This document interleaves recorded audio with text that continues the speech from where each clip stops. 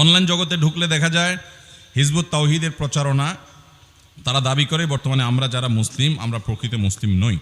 তাদের ভক্ত মুরিদদের সংখ্যা দিন দিন বৃদ্ধি পাচ্ছে। যুবকদের করণীয় কি?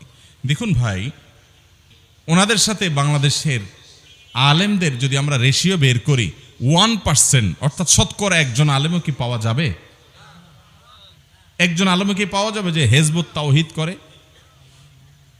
কোনো আলেম তেমন একটা পাবেন না। ওনাদের যে ইমাম, যিনি প্রতিষ্ঠাতা, আমি ব্যক্তি চর্চা করে আমি পছন্দ করি না, কিন্তু আমাদের বোঝার জন্য বলতে হচ্ছে। আল্লাহ ওনার প্রতি রহম করুন, ওনাকে মাফ করুক, আমি দোয়া করি। উনি মারা গেছেন, কিন্তু ওনার মুখে সুন্নতি দাড়িটাও ছিল না। উনি বিড়ি সিগারেট খেতেন, সে সমস্ত ছবি ফেসবুকে ভরা। টাকনুর নিচে প্যান্ট পরতেন, যেটা হারাম। কোন হারামের কথা বলবেন যেটা তার ভিতরে ছিল না?